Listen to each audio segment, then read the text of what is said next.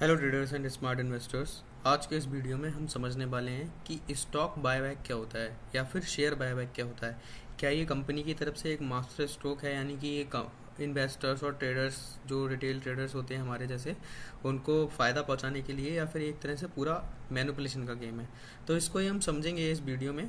तो अगर अभी तक आपने हमारे चैनल को सब्सक्राइब नहीं किया है तो चैनल को जरूर सब्सक्राइब करें एंड वीडियो को लाइक कर दें, क्योंकि ऐसी ही फाइनेंशियल एंड फंडामेंटल एनालिसिस से रिलेटेड वीडियोस हम लाते रहते हैं।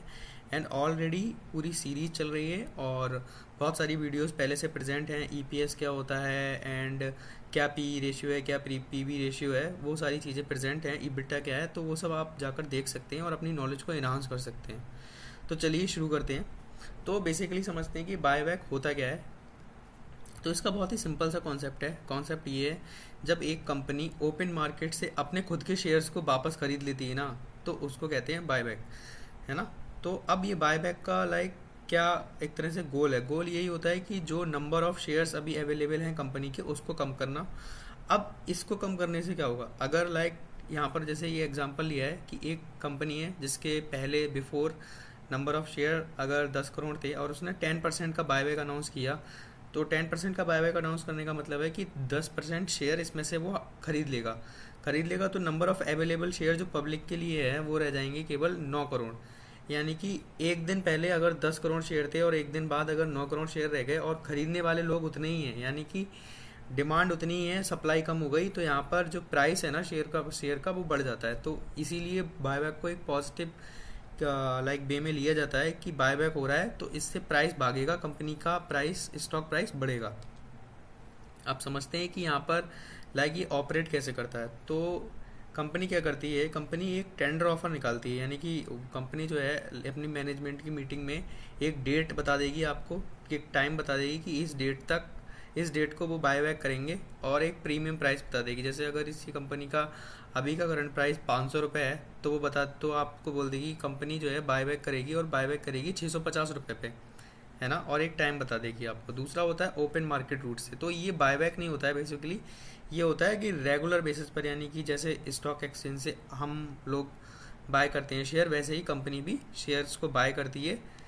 देन यहाँ पर एक केस फाइल, यानी कि पूरा एक एग्जांपल लिया है आपको समझाने के लिए कि बेसिकली बायबैक जब होगा तो क्या इफेक्ट आएगा शेयर प्राइस पर एंड कैसे होगा। तो यहाँ पर बिफोर बायबैक आप देख सकते हो कि यहाँ पर एग्जांपल लिया है कि प्रॉफिट अगर कंपनी का 100 करोड़ है, वहीं अगर टोटल नंबर ऑफ शेयर उसके 10 करोड़ है, और तो इसका जो ईपीएस बनेगा, हमें पता है कि total profit upon total number of share से ईपीएस हमारा निकल आएगा, हो जाएगा हमारा 10 रुपये का ईपीएस हो गया। 10 रुपये का जब हमारा ईपीएस हो गया, और यहाँ पर हमने कंसिडर कर रखा है कि उसका शेयर प्राइस है 200 रुपये। अब बायबैक अनाउंस होता है, कंपनी कहती है कि 10% शेयर वो बाय कर लेगी। तो जो टोटल नंबर ऑफ शेयर पहले 10 करोड़ थे, वो अब 9 करोड़ रह जाएंगे। तो आफ्टर बायबैक जो सिचुएशन होगी कि प्रॉफिट तो उतना ही है, यानी कि प्रॉफिट 100 करोड़ रहा, लेकिन टोटल नंबर ऑफ शेयर्स घट गए, यानी कि 9 करोड़ हो गए। तो इसकी वजह से हमारा ईपीएस जो है कंपनी का, वो इम्प्रूव हो गया, जो कि 10 रुपये से 11.11 पैसे हो गया, सॉरी रुपए हो गया। तो यानी कि 11.11% की यहाँ पर हमें ईपीएस में ब्रॉड इंक्रीमेंट देखने को मिला। तो ईपीएस बढ़ेगा तो कंपनी का मार्केट में एक पॉजिटिव सेंटीमेंट बनेगा, पॉजिटिव इमेज बनेगी कि ईपीएस बढ़ा है, तो उससे स्टॉक प्राइस भी फिर जंप करेगा। तो ये पूरा एक तरह से फ्लो होता है कि बायबैक से कैसे इफेक्ट पड़ता है स्टॉक प्राइस पर। अब इस स्लाइड में हम देख सकते हैं कि कंपनी ऐसा क्यों करती है, उसके रीजंस यहाँ पर मैंने मेंशन किए हैं।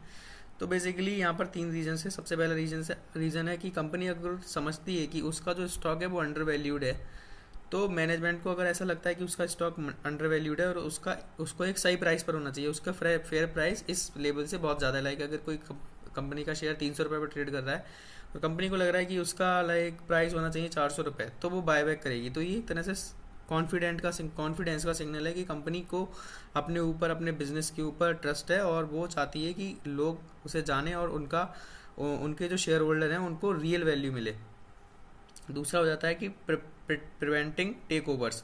तो प्रिवेंटिंग टेक ओवर्स का बेसिकली मतलब है कि कंपनी ये चाहेगी कि जो भी उसका कॉम्पिटिटर है वो ओपन मार्केट से जो एक्सेसिव, जो बहुत ज़्यादा शेयर्स अवेलेबल हैं, वो खरीद कर कहीं कंपनी को टेक ओवर ना कर ले, बेसिकली कंट्रोल ना करने लगे।